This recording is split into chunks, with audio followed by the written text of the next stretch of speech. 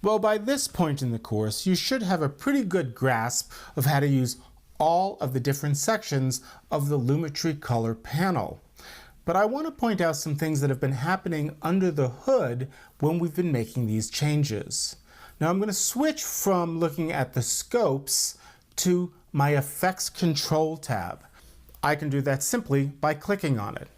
Now I do want to point out that you'll be hopping back and forth between your Effects Control tab and your Lumetri Scopes tab a lot. So if you don't want to have to keep clicking back and forth, you could create a new workspace, or even better, create a keyboard shortcut that allows you to go back and forth very easily. Now there's already a keyboard shortcut that will take you to the Effects Control tab, and that's simply Shift 5. Now there's no keyboard shortcut for the Lumetri scopes. However, you can very easily create one. Now what you need to do is go ahead and open up keyboard shortcuts. On a Mac, it's underneath Premiere Pro, and on a PC, you'll find it underneath the File menu. Once this is open, go ahead and simply type in Lumetri. You'll notice there is an option for Lumetri scopes, and by default, this is blank. Now I've applied the keyboard shortcut of Control-Shift-5. Remember, Shift-5 takes me to the Effects Control panel, so Control-Shift-5 is an obvious selection. And what I really like is that it's not used anywhere else in the program, and it works equally as well on a Mac and a PC. Once you've made this modification, go ahead and press OK. Now we can easily toggle back and forth by hitting Control-Shift-5 and look at our scopes, or simply Shift-5 and look at our Effects Control panel. Now notice there are no effects in my Effects Control panel. But as soon as I go over the Lumetri Control panel and even just touch one of the adjustments, the Lumetri color effect appears inside the Effect Control panel.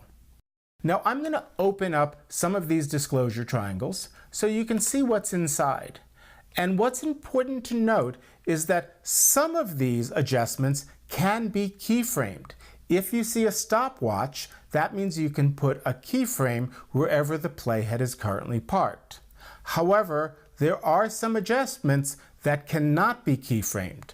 For instance, your curve section has no stopwatches, so this is not an effect that you can change over time with keyframes. Now that we know what we can and can't do, let's go and put this into play. I want to take this shot, which is a nice night shot, and create a day version of it so we can artificially create a time-lapse sunset. So the first thing I'm going to want to do is make sure that I have my basic corrections open. I'm going to scroll back up so I can see basic corrections in my Effects Control panel and position the playhead where I want night to happen. So in other words, where I want my finish. And I'm going to work backwards in this case. I know that I'll probably work with most of these settings, and the truth is it doesn't hurt for me to actually put keyframes in, even on extra ones that I may not use. So I'm going to click on blacks, whites, shadows, highlights, and so forth. And as you see, keyframes are being created whenever I've clicked a stopwatch. And just for good measure, I'm going to go ahead and click on saturation and make sure there's a keyframe there. So everything at this point in time will look exactly the way I want it.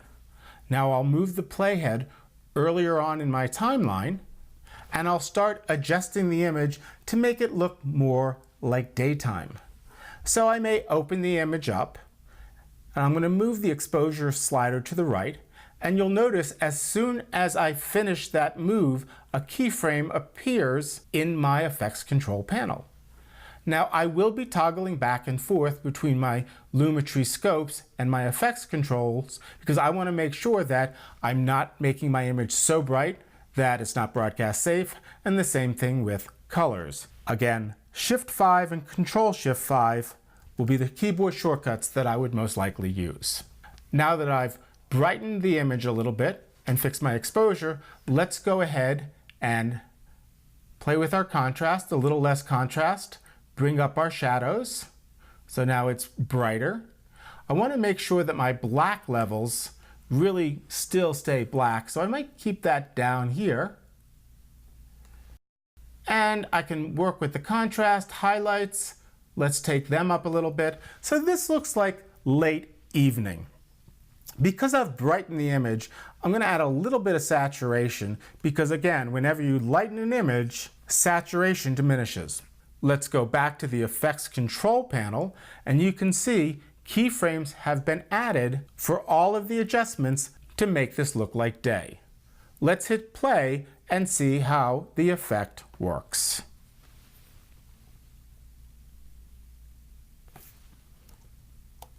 I really like that. I faked a sunset.